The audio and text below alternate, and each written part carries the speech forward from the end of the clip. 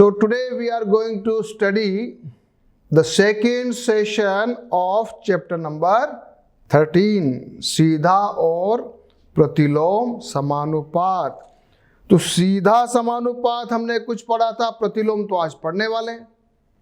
सीधा समानुपात का मतलब हमने पढ़ा था, सीधा अनुपात मतलब जैसा कोई चीज बढ़ती है उसके साथ साथ दूसरी चीज भी बढ़ती है, उसको कहते हैं सीधा या प्रत्यक्ष समानुपात, या बहुत अच्छा शब्द है और वो है अनुक्रमानुपाती, डायरेक्ट प्रोपोर्शनल। सबको याद है कि भूल गए? x direct proportional to y अगर है, ऐसे लिखते हैं तो हमको लिखने का तरीका बताया था कि यहाँ पर इक्वल टू लगा के k लिख सकते हैं, k कांस्टेंट है तो k बराबर हो जाता है x अपॉन y। तो इसका मतलब किसी भी रेशियो में x1 upon y1 is equal to x2 upon y2 constant था कि नहीं था? हाँ, सभी लोगों ने अनुक्रमानुपाती समझ में आ गया? क्या लिख रहा हूं मैं? x1 upon y1 is equal to x2 upon y2, ये कांस्टेंट है। इसको कभी कभी ऐसे भी लिख सकता हूं क्या? x1 upon x2 equal to y1 upon y2 लिख सकता हूं कि नहीं?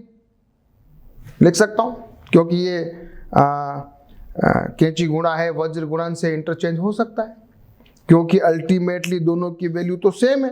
क्या है? x1 y2 equal to x2 y1, बराबर है। क्लियर?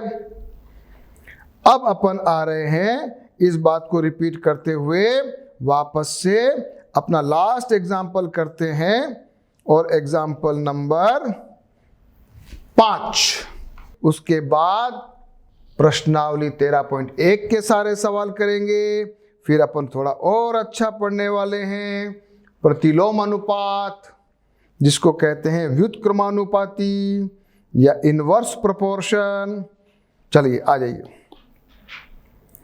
क्वेश्चन क्या है? एक मानचित्र का पैमाना दिया हुआ है, एक सही एक अनुपात कितना? 3 करोड़ है। 30302, हाँ, तो एक 3 करोड़ सेंटीमीटर अगर है तो बराबर आपके नक्शे के अंदर 1 सेंटीमीटर है। तो 4 सेंटीमीटर की दूरी पे यदि कोई अपने दो नगर है तो उनकी वास्तविक दूरी क्या होगी? बताओ, क्या क्वेश्चन है? अनुपात दिया हुआ है 1 अनुपात 3 इंटू 10 टू द पावर 7 कर लो। 7 जीरो है क्या? गिन लो। 3 और 3 बिल्कुल सही है। और इसके बराबर मान लिया, कितना माना है? 4 सेंटीमीटर। तो ये 4 तो कितना होगा? x। Very simple. तो x इज इक्वल टू हो जाएगा, कितना हो जाएगा? x कैंची गुणा करो, x into 1 is equal to 4 into 3 into 10 to the power 7। तो x बराबर हो जाएगा 12 गुणा 10 टू द पावर 7। ये आ रहा है क्या? 12 इंटू 10 टू द पावर 7 आ रहा है क्या? 12 into 10 to the power 7 centimetre को किलोमीटर में कौन बना सकता है? ये तो इंटरेस्टिंग पार्ट है। चलो बच्चों, कुछ करते हैं ऐसे ही, थोड़ा आपका रिफ्रेशमेंट हो जाएगा। 1 metre is equal to 100 centimetre. तो 1 kilometre is equal to 1000 metre, और 1 किलोमीटर इज इक्वल टू कितना सेंटीमीटर? 1000 इंटू 100 सेंटीमीटर, बराबर 10 to the power 5 centimetre. Okay okay. अब आपके सामने क्या था? 12 into 10 to the power 7 centimetre था। जरा इसको ऐसे लिख सकते हैं क्या? 12 इंटू 00 इंटू 10⁵ कर सकते हैं क्या?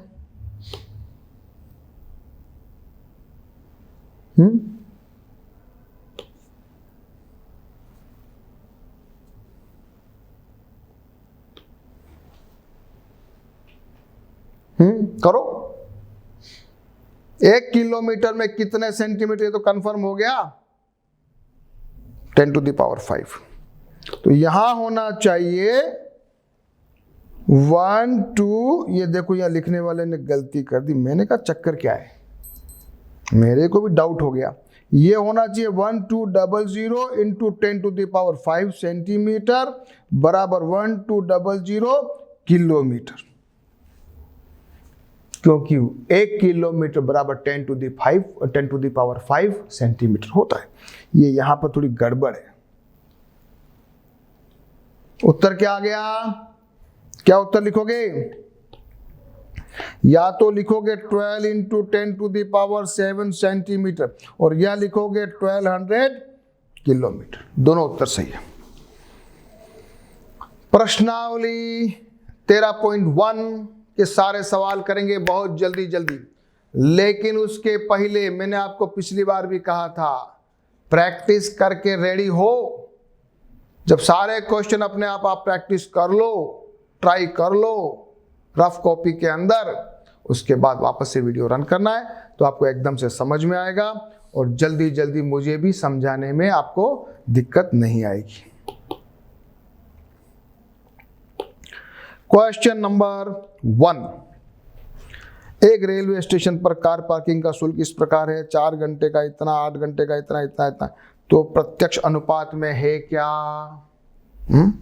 निकालो। 4/60 1 कितना होता है? 15।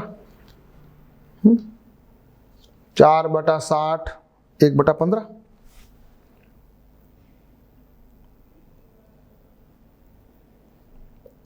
और 8/100 आ जाएगा आपका 4/50 और 2/25। तो ये तो अलग अलग है, ये तो अनुपात में नहीं है। तो फिर 12/140 भी करके देखो जरा। 6 ये हो गया 70, फिर ये हो गया 3, ये हो गया 35, तो ये हो रहा है 3/35। इसका मतलब प्रत्यक्ष अनुपात में नहीं है, समान रेशियो नहीं आ रहा है। पहले का उत्तर प्रत्यक्ष अनुपात में नहीं है। क्वेश्चन नंबर 2, एक पेंट के मूल मिश्रण में 8 भागों में लाल रंग के पदार्थ का एक भाग मिलाकर मिश्रण तैयार किया और मूल मिश्रण के वे भाग हैं जिनको मिलाए जाने की आवश्यकता है, ऐसा सारणी को पूरा करना है। बहुत इजी है कि नहीं है? नहीं है? अभी करते हैं। 1/8 दिया हुआ है ना बच्चों, क्या दिया हुआ है? 1/8 दिया हुआ है। रेशियो क्या है? x/y क्या है? कांस्टेंट क्या है? 1/8। 1/8 अगर है तो यहां अगर 4 है तो क्या होगा? 1 इंटू 4 8 चौका 32 होगा कि नहीं होगा? यहां अगर 7 है तो क्या होगा? 7 और 56 होगा कि नहीं होगा? यहां अगर 12 है तो 12 इंटू 8 कितना होता है? 12 8 96, ये होगा कि नहीं होगा? और 20 अगर है तो 160 होगा कि नहीं होगा? बहुत इजी, डायरेक्ट भी निकाल सकते हो।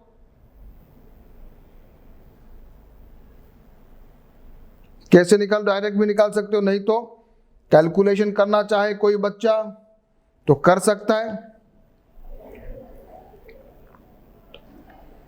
लिखोगे 1/8 बराबर 4/x, फिर आ जाएगा x = 8 × 4 = 32, तो यहां आ जाएगा 4/32। ऐसे भी आप कर सकते हो।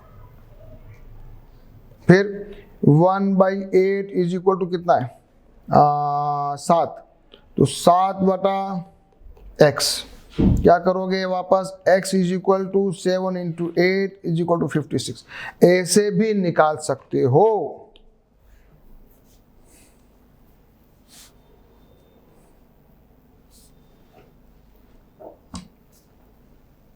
ये क्वेश्चन नंबर 2।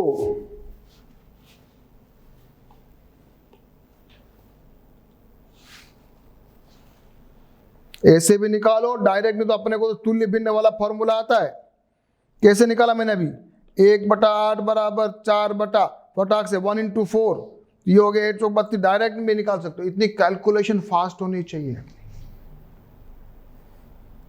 चलो आगे, अगला क्वेश्चन करूं।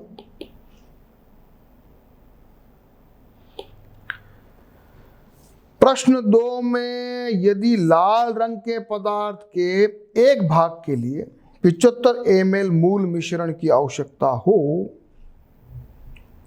तो मूल मिश्रण के 1800 ml में हमें कितना लाल रंग का पदार्थ मिलाना चाहिए। एक भाग के लिए 75 ml मूल मिश्रण, तो क्या दिया है भैया, यहां दिया है 1/75 मूल मिश्रण बराबर मूल मिश्रण के, तो मूल मिश्रण यहां x/1800 होना चाहिए। ये फॉर्मूला आना चाहिए कि नहीं आना चाहिए, और x बराबर हो जाना चाहिए। x बराबर हो जाएगा x इंटू पिच, अभी अपन कर रहे हैं, मैं ऐड कर रहा हूं एक बार। x इज इक्वल टू हो जाना चाहिए 1800 डिवाइड बाई 75 होना चाहिए कि नहीं होना चाहिए, देखते हैं।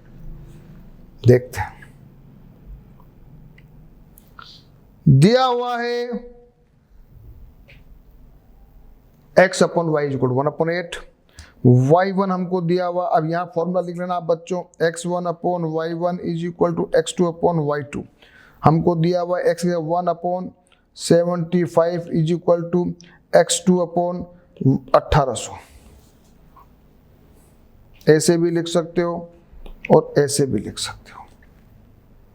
अब यहां आने के बाद थोड़ी कैलकुलेशन, यहां आने के बाद, यहां पहुंचने के बाद, बस यहां तक मान ले, सबसे पहले तो यहां तक पहुंचना है,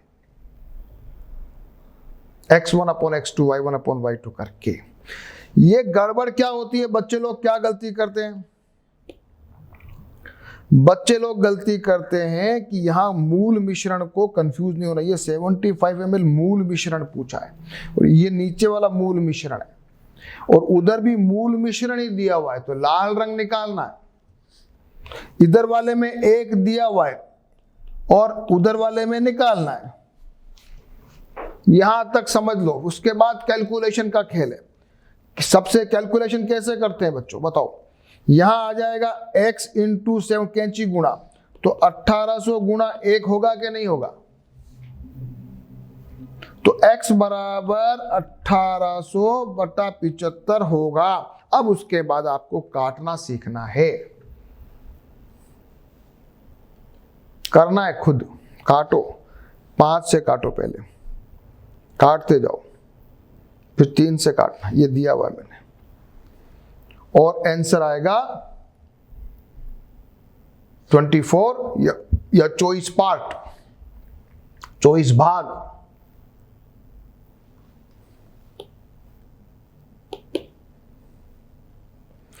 क्वेश्चन नंबर आ जाइए 4 में। किसी सॉफ्ट ड्रिंक फैक्ट्री में एक मशीन 840 बोतलें 6 घंटे में भरती है, तो वह मशीन 5 घंटे में कितनी बोतलें भरेगी। माना कि 5 घंटे में x बोतलें भरेगी। रेशो बनाना है, तो 840 मान लिया ऊपर रखते हो, 6 नीचे रखते हो, तो बोतलें ये x ऊपर आ जाएगा और ये 5 नीचे आ जाएगा। रेशियो का ध्यान रखना, ऊपर यहां पर बोतलें ऊपर रखिए तो नीचे घंटे हैं, तो यहां पर भी बोतलें ऊपर, नीचे घंटे।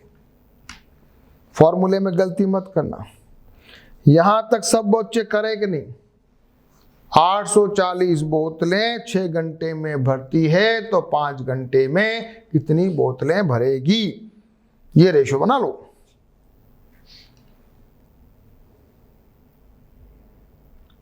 फिर कैंची गुणा करो, x कैंची गुणा x गुणा 6 इज इक्वल टू 840 गुणा 5। यहां तक तो ठीक है, कैंची गुणा।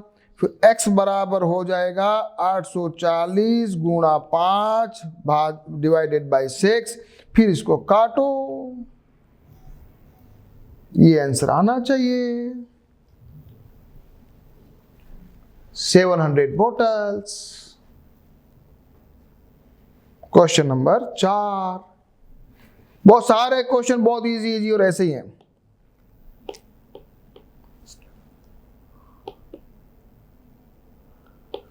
क्वेश्चन नंबर करेंगे 5। एक बैक्टीरिया या जीवाणु के फोटोग्राफ को 50,000 गुना आवर्धित करने पर उसकी लंबाई 5 सेंटीमीटर हो जाती है। 50,000, एक बैक्टीरिया है, जीवाणु है, 50,000 गुना आवर्धित यानी मैग्नीफाई करते, बड़ा कर देते तो 5 सेंटीमीटर का दिख रहा है, वो इतना छोटा होता है। तो 50,000 गुना किया तो 5, ठीक है, ठीक है। इस बैक्टीरिया की वास्तविक लंबाई क्या है? यदि फोटोग्राफ को केवल 20,000 गुना की जाए तो उसकी आवर्धित लंबाई क्या होगी? पहला सवाल, उसकी ओरिजिनल लंबाई कितनी है बच्चों, बताओ कैसे करोगे? करोगे आप 5 सेंटीमीटर नहीं, 50,000 गुना इज इक्वल टू है 5 सेंटीमीटर।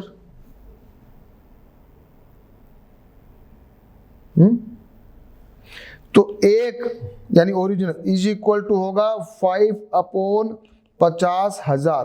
तो ये इससे कट जाएगा, ये बन जाएगा 10,000। तो ये हो जाएगा 1/1000, हाँ 10,000 50, ठीक है। तो ये हो जाएगा 1 × 10⁻⁻⁴ सेंटीमीटर। देखिए आंसर आया कि नहीं आया? ये उसकी ओरिजिनल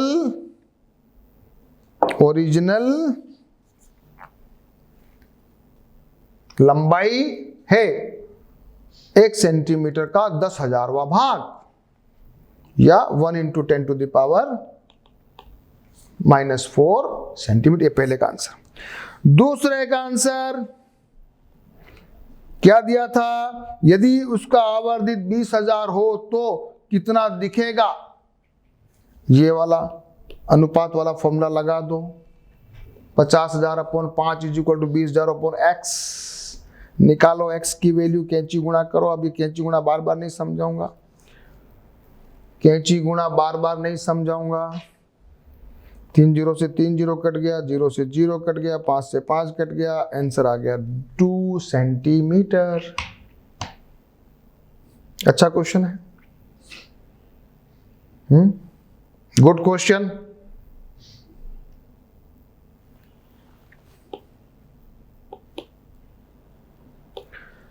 क्वेश्चन नंबर 6।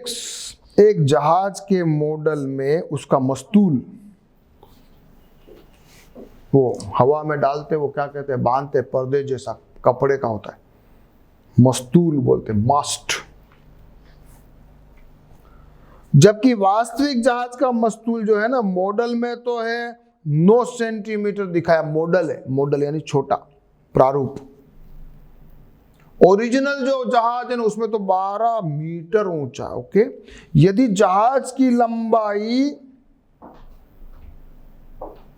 28 मीटर है तो मॉडल की लंबाई क्या? ओके ओके, बहुत अच्छा सवाल है। तो क्या लिखोगे? 9 तो है मॉडल वाला और 12।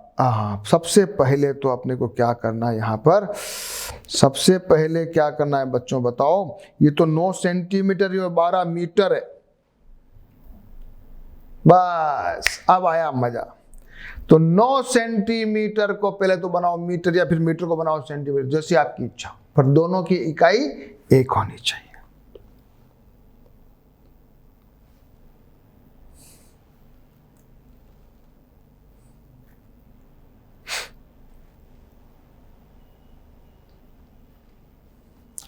मास्ट है 9 सेंटीमीटर, ये x लंबाई जो है उसकी मॉडल की निकाल रहे हैं।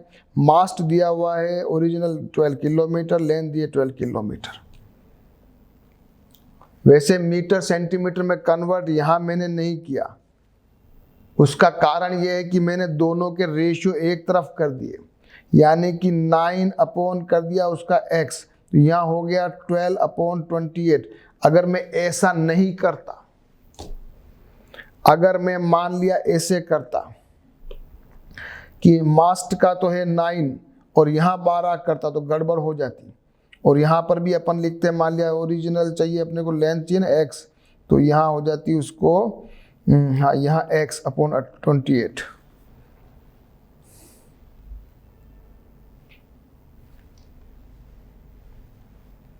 कन्वर्ट करो तो भी एक्चुअली क्या है, इसमें दोनों तरफ इक्वल टू लग रहा है, इसलिए नहीं करे तो भी चल रहा है, क्योंकि यहाँ पर 9/12 गुणा अपन 10⁻³ कर सकते थे और x/28 इंटू 10⁻³ कर सकते थे। मीटर को उसमें कन्वर्ट कर सकते थे। सॉरी ये मीटर है।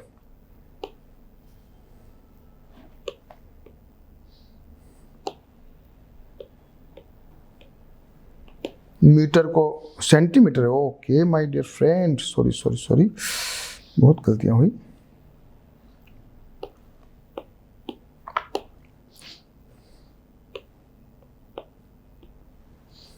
कर सकते थे, तो नीचे से नीचे कट जाता है, वैसे तो ऊपर आएगा तो भी कट जाएगा। चलो यहां पर अपन पहुंच गए।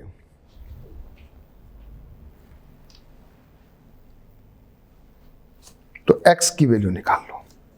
x इज इक्वल टू हो रहा है, क्या हो रहा है, x is equal to 9 into 28/12।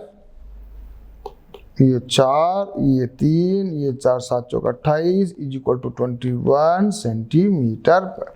इसका 21 सेंटीमीटर मॉडल में जहाज की लंबाई।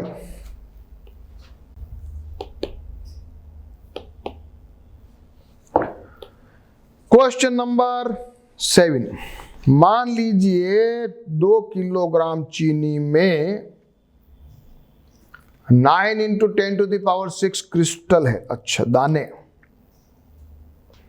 तो निम्नलिखित चीनी में कितने दाने, 5 किलो में कितने होंगे ना 1.2 में कितने होंगे। 2 kilogram upon 9 into 10⁻⁶ is equal to 5/x कर दो, निकाल लो, बहुत इजी है।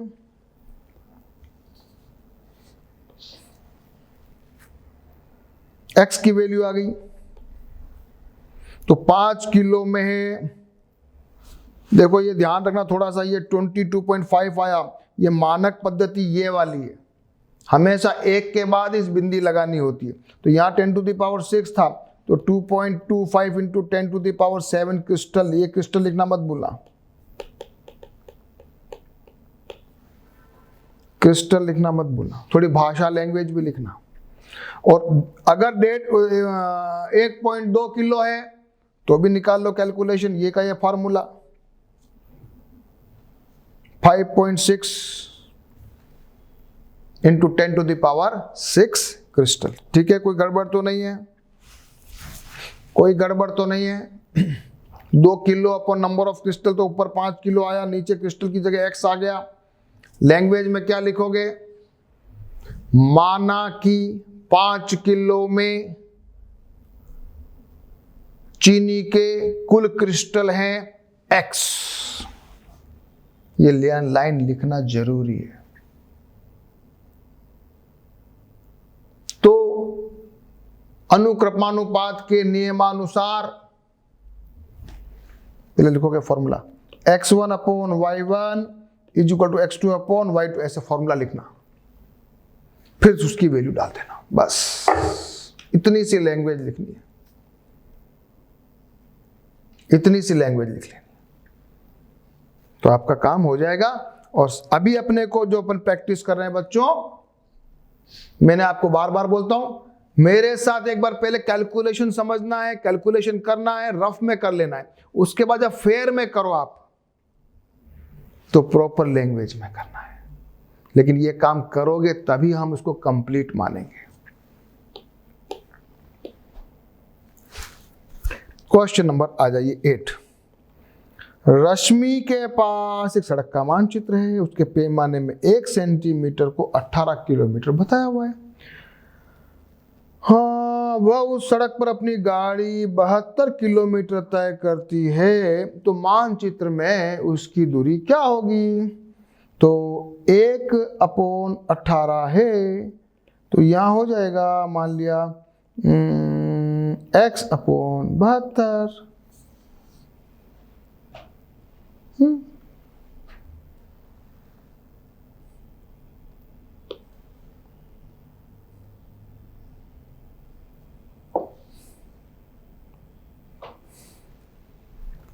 वही लैंग्वेज लिखना, माना कि मानचित्र में उसकी दूरी है x, फिर फॉर्मूला लिखना, फिर ये कर देना। तो x बराबर हो जाएगा, कैंची गुणा करना, तो 18 गुणा x इज इक्वल टू 72, और x बराबर हो जाएगा 72/18 is equal to 4 centimetre. Question number करेंगे अपन 9। एक 5 मीटर 60 सेंटीमीटर ऊंचे उर्ध्वाधर खंबे, उर्ध्वाधर यानी सीधा खड़ा हुआ खंबे की छाया शेडो 3 मीटर 20 सेंटीमीटर है। लंबाई दे रखी है, खंबे की छाया दे रखी है, तो छाया निकालनी दूसरे वाले में, और एक वाले में खंबे की ऊंचाई दे रखी है तो निकालनी है, तो छाया की लंबाई निकाल दे रखी है। ठीक है, कर लेते हैं। माना कि सबसे पहला क्वेश्चन में माना कि 10 मीटर 50 सेंटीमीटर खंबे की छाया की लंबाई है x, ऐसे लिखना, तो फिर ऐसे कर लेना। हाँ, ये एक और बात है कि यहाँ पर अपन ने क्या किया, इसको सबको मीटर सेंटीमीटर में कन्वर्ट, ये हो जाएगा 560 सेंटीमीटर, ये हो जाएगा 320, और ये भी हो जाएगा 1050। तो क्या लिखोगे आप बच्चों? हैं 560/320 है बराबर खंबे की लंबाई है तो 1050/x। देखो किया कि नहीं किया? बिल्कुल सही। सभी को सेंटीमीटर में कन्वर्ट कर दिया, x को जगह लगा दिया, फिर x की वैल्यू निकाली, तो एक छाया आ रही है। पहले वाले केस में छाया की लंबाई है 6 मीटर, 600 सेंटीमीटर आंसर आया, तो सारा चीज सेंटीमीटर में था ना, तो कन्वर्ट कर दिया उसको मीटर में। करोगे एक बार कि सामने वापस करके बताऊं? ये दिया था खंबे की लंबाई 320 ये थी, ये खंबे की लंबाई दे रखी, x निकालना था। तो x बराबर x इंटू 560 बराबर 1050 इंटू 320 था, हो गया कि नहीं हो गया कैंची गुणा से? तो x बराबर 1050 इंटू 320/560 है कि नहीं? 0 से 0 कट रहा है। 32 8 7 56, 8 चौक 32, फिर इस 7 को इससे काट लो, 15 7 105, तो 15 चौक 60 हो गया 600 सेंटीमीटर। हो रहा है कि नहीं हो रहा है? हो रहा है कि नहीं हो रहा है? 600 सेंटीमीटर आया कि नहीं? इज इक्वल टू 6 मीटर आया। दूसरे वाले क्वेश्चन में क्या किया हुआ है? खंबे की ऊंचाई निकालनी है, छाया की लंबाई दे रखी है, बस x की जगह उल्टी सीधा कर दो। अब दूसरे वाले में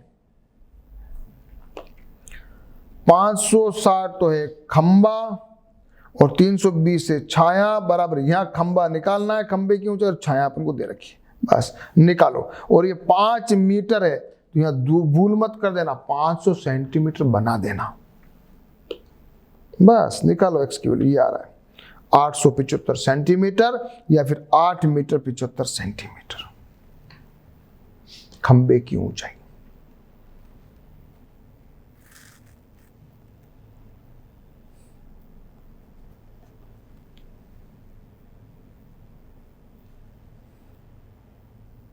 कर लिया क्वेश्चन? वीडियो को पॉज करके समझ लेना।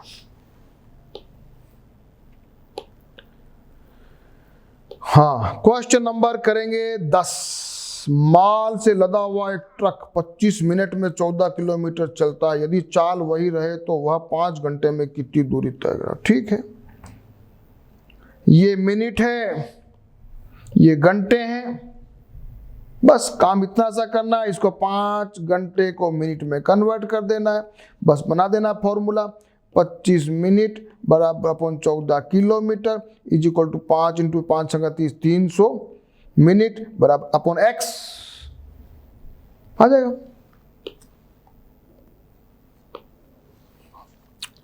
ये आ गया, निकालो एक्स। यहां कैंची गुणा करके ये सब सेट करना मत भूलना। x इंटू 25 बराबर 300 गुणा 14 पहले लिखो, फिर x डायरेक्ट मत करना, डायरेक्ट करो गलती हो जाएगी। तो 300 इंटू 14 अपॉन 25, फिर काटो। 300 को काटोगे तो कितनी बार जाएगा? 25 को 300 से 4 के 12 बार जाएगा। आ जाएगा 12 गुणा 14, आंसर आ जाएगा 168।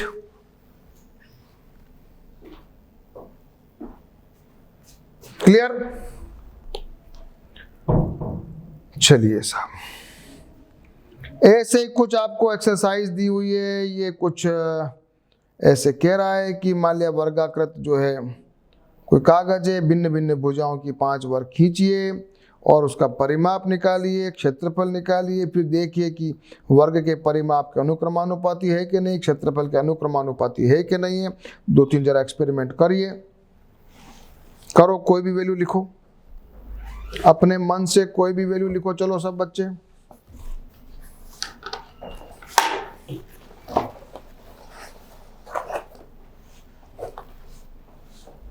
मान लेता हूं मैं भुजाओं की लंबाई 2 मान लेता हूं। परिमाप कितना हो जाएगा? बताओ। वर्ग का परिमाप 4 इंटू एल, भुजा इंटू भुजा प्लस भुजा को 4 भुजा होती ना, तो 8 हुआ। और अगर इसका एल अपॉन पी का रेशियो निकालो तो 1/4 आ रहा है। अगर मान लिया भुजा की लंबाई 3 हो तो ये हो जाएगा 3 चौक 12, तो 3/12 कितना हुआ? ये भी 1/4 हो रहा है। फिर मान लिया भुजा की लंबाई 4 मानो तो परिमाप हो गया 16, तो 4/16 1/4। ठीक है, इसका मतलब परिमाप जो है ना, ये भुजा की लंबाई का अनुक्रमानुपाती होता है। जिस अनुपात में भुजा की लंबाई बढ़ रही है उसी अनुपात में परिमाप बढ़ेगा। लेकिन क्षेत्रफल 2 दूनी 4, 3 तरी 9, 4 चौक 16, मान लिया यहाँ 5 है तो ये हो जाएगा 25, मान लिया यहाँ 6 तो ये 36। अब अपन निकालेंगे 2/4 यानी 1/2, 3/9 1/3, 4/16 1/4, 5/25 1/5, 6/36 वर्ग के क्षेत्रफल का अनुक्रमानुपाती नहीं है। ठीक है, ऐसा ही फॉर प्रैक्टिस, कोई सवाल नहीं आएगा, एग्जाम का क्वेश्चन नहीं है, प्रश्नावली का क्वेश्चन नहीं है। ऐसे प्रैक्टिस करना है अपने को, छोड़ना नहीं है। अपन ये सोचे फालतू है, फालतू नहीं है, सब चीज सीखने की काम की।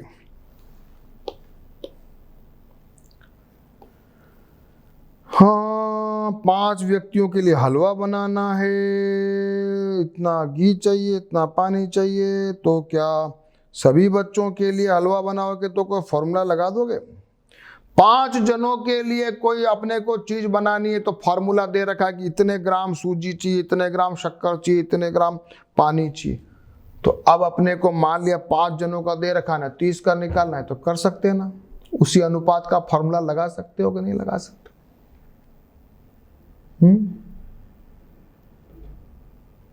लगा सकते हो ना अनुपात के फॉर्मूले में। नहीं तो एक और तरीका अपने दिमाग में आता है, वो यूनिटरी वाला, एक विधि वाला, कि 5 जनों के लिए इतनी शक्कर चाहिए तो 1 जने के लिए चाहिए इतनी शक्कर, तो 30 जनों के लिए चाहिए इतनी शक्कर, वो भी निकाल सकते हैं। ठीक है, ये तो ऐसे प्रैक्टिस का सवाल है। एक पैमाने का चुनाव करते हुए कक्षा का मानचित्र बनाया है। ये मानचित्र बनाया, ये भी अपन कर सकते हैं, प्रैक्टिकल है करना। अब जरा कुछ नई चीज पढ़ते हैं मस्त वाली, और उसका नाम है प्रतिलोम अनुपात। अब तक तो क्या था, एक चीज बढ़ रही है तो दूसरी भी बढ़ रही है। खंबा ऊंचा होता जा रहा तो छाया भी लंबी होती जा रही है। अब क्या है, उल्टा होता है, ऐसा होता है जैसे मान लिया दो राशियां इस प्रकार बदल जाती है कि एक में वृद्धि होती है तो दूसरे में कमी होती है, या एक में कमी हो तो दूसरे में वृद्धि हो। अच्छा, क्या कहते हैं इसको, व्युत्क्रमानुपाती। क्या कहते हैं, पहले वाला क्या था, अनुक्रमानुपाती, अब क्या है, व्युत्क्रमानुपाती। कैसे लिखेंगे बच्चों जरा बताओ, हैं x direct proportional inverse proportional 1/y। पहले वाले में क्या लिखा था बताओ, यहां लिखा था x direct proportional to y। अब क्या लिखा है, x inverse proportional to y। लिखने का तरीका ये वाला, फिर आगे कांस्टेंट वाला तरीका लगा दो, x is equal to k upon y, तो k इज इक्वल टू हो गया xy। इसका मतलब x1 y1 is equal to x2 y2। पहले वाले में क्या था, पहले वाले में था x1 upon y1 is equal to x2 upon y2। देखें वापस, सब बच्चे इधर से पहले अच्छी चीज पढ़ते हैं आज। पहले वाला अपन ने पढ़ा था x direct proportional to y। Okay, everybody agree, x is equal to k y, k constant is proportional के निशान को इक्वल टू में कन्वर्ट करना और कांस्टेंट लगाना। फिजिक्स में भी आएगा बहुत सारी जगह, बहुत काम आएगा, बहुत ज्यादा काम आएगा। तो k इज इक्वल टू क्या हो गया, k क्या है, कांस्टेंट है, x अपॉन वाई। तो इसका मतलब x1 upon y1 is equal to x2 upon y2 लिख सकते हैं। इसका मतलब x1 y2 is equal to x2 y1, ये फॉर्मूला आ गया। कैंची गुणा देख लो, करके देख लो। डायरेक्ट प्रोपोर्शनल की बात कर रहा हूं। अब इनवर्स प्रोपोर्शनल में x directly proportional to 1 upon y, एक बढ़ रहा है तो एक घट रहा है, तो x is equal to k upon y हो जाएगा। इसको k 1 अपॉन वाई लिख सकते हो, कैसे भी लिखो। इसका मतलब k बराबर हो जाएगा xy। इसका मतलब x1 y1 is equal to x2 y2 है। इसका मतलब x1 upon x2 is equal to y2 upon y1। बस ये डिफरेंस समझ लो, इस वाले में और इस वाले में। शांति से सभी बच्चे एक बार इसको लिख लो, बुक में आएगा, बुक में बताऊंगा मैं आपको, पर एक बार समझ लो। x1 upon y1 is equal to x2 upon y2, ये तो है अपना ये, तो x1 y2 is equal to x2 y1, ये तो इसका आया। और यहां है x1 y1 is equal to x2 y2। लेकिन अपन को भूल चूक हो जावे तो अपने को ध्यान ये रखना है, यहां xy कांस्टेंट है, यहां तो है, इधर देख लो, यहां तो है कांस्टेंट x अपॉन वाई, यहां कांस्टेंट है क्या, k is equal to x y. ठीक है, जरा किताब में पढ़ेंगे, क्वेश्चन करेंगे, समझ में आएगा।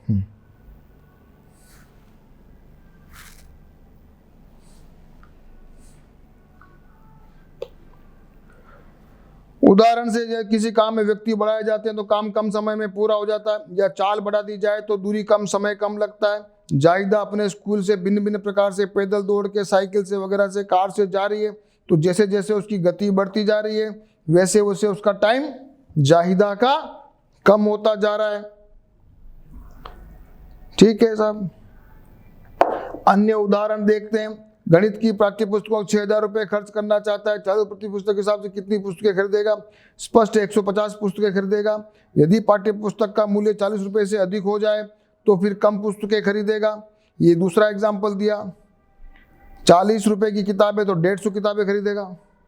अगर रुपए बढ़ा दोगे तो कम हो जाएगी, फिर रुपए बढ़ा दोगे और किताबें कम, फिर रुपए बढ़ा दो, 100 रुपए किताब कर दो तो केवल 60 रुपए 60 किताबें खरीद पाएगा। मूल्य बढ़ाते जाओगे वो किताबों की संख्या घटती जाएगी। अलग अलग एग्जाम्पल है। इसको कहते हैं इनवर्स। क्या कहते हैं इसको? इनवर्स। और फॉर्मूला आ जाओ सबसे, देखो ये फॉर्मूला, ये सबसे पहले इस फॉर्मूले को समझ। या जरा एक्स और वाई खरीदिए, इसका इनवर्स होता है। अपने को तो इतना सा याद कर लो बस, ये वाला बात, और इसको बोलते हैं इनवर्स प्रोपोर्शन। बस ये याद कर लो। जैसे मैंने नीचे भी लिखा है इसको भी समझ लो। x1 y1 is equal to x2 y2।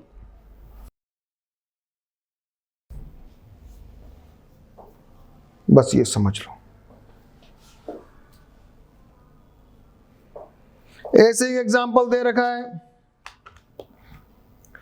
ये कोई दे रखा है कागज पे 18 का 48 काउंटर है, तो पंक्तियों की संख्या, ये पंक्ति है ये रो है, तो 4 पंक्तियां, अपन को कुल चाहिए 48, तो 12 चौक 48 है। अगर मान लिया पंक्तियों की संख्या 2 कर दोगे तो कॉलम 24 को कुल अपने को 48 चाहिए, 3 है तो 16 हो जाएंगे, 16 48। अगर रो की संख्या यानी पंक्तियों की संख्या 4 कर दोगे तो कॉलम अपने को 12 करने पड़ेंगे, क्योंकि 12 चौक 48 ऐसे दिया हुआ है। 6 कर दोगे तो 6 8 संग 48, 8 कर दोगे तो 6, तो 36 है। कोई बड़ा नहीं, ऐसे क्वेश्चन का एग्जाम्पल है।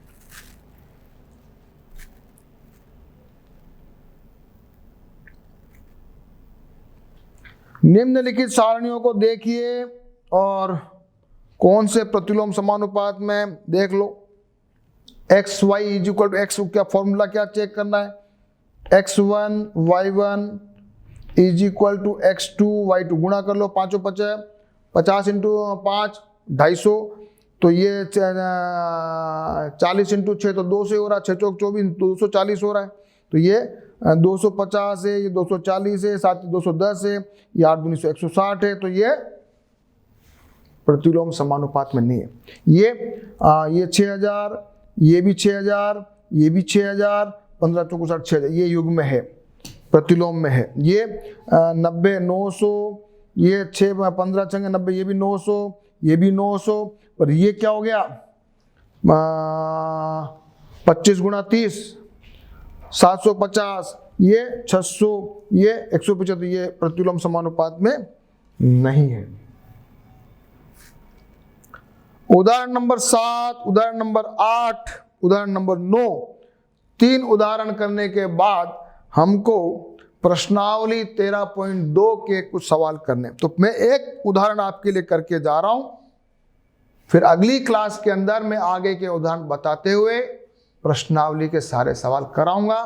पर मैं एक उदाहरण इसलिए करवा रहा हूं ताकि आपको बाकी के उदाहरण और प्रश्नावली तक क्वेश्चन करने में आपको आसानी हो जाए। एक टंकी को 1 घंटे 20 मिनट में भरने के लिए 6 पाइपों की आवश्यकता पड़ती है। यदि उसी प्रकार के 5 पाइपों का उपयोग किया जाए तो टंकी कितनी देर में भरेगी? तो अपन क्या मानेंगे, मान लिया टंकी भरेगी कुल x समय में, ठीक है। तो अपन क्या लिखेंगे, 1 घंटा 20 मिनट, यानी हो जाएगा, इसको लिख देंगे अपन 80/6, और यहाँ हो जाएगा x अपॉन बटा 5। बस नहीं, ये तो उसका वाला है, वापस गलती, तो वापस करो। 80 गुणा 6 बराबर x गुणा 5। अब देखो ये व्युत्क्रमानुपाती वाला मैंने पहले क्या कर लिया था, अनुक्रमानुपाती वाला लगा लिया था। तो x इज इक्वल टू क्या हो जाएगा, 80 गुणा 6 बटा 5, कितना हो जाता है 5 छंगा 30, तो ये हो जाएगा 16 गुणा 6 क्या आ रहा है 96, तो 96 मिनट, यानी कि 1 घंटा 36 मिनट में भरा जाएगा। ये मैंने आपके लिए पहला क्वेश्चन किया, इसमें सारणी बनाई हुई, ये लैंग्वेज लिखी हुई, समझ लीजिए। सारणी बनाकर भी क्वेश्चन सॉल्व कर सकते हैं, बिना सारणी बनाए भी क्वेश्चन सॉल्व कर सकते हैं। ठीक है, बात क्या थी पहले और इसमें जल्दी एक बार वापस बता दो सब बच्चे। उसमें तो था x1 upon y1 is equal to x2 upon y2। इसमें क्या है, x1 y1 is equal to x2 y2। ठीक है, बाकी के एग्जाम्पल करेंगे और प्रश्नावली 8.2 के सारे सवाल करेंगे। मैं आपसे पुनः मिलूंगा नेक्स्ट सेशन में, नेक्स्ट वीडियो सेशन में, सेशन नंबर 3 में। ओके, तब तक सब बच्चे अपनी प्रैक्टिस करते रहिए। बहुत अच्छा।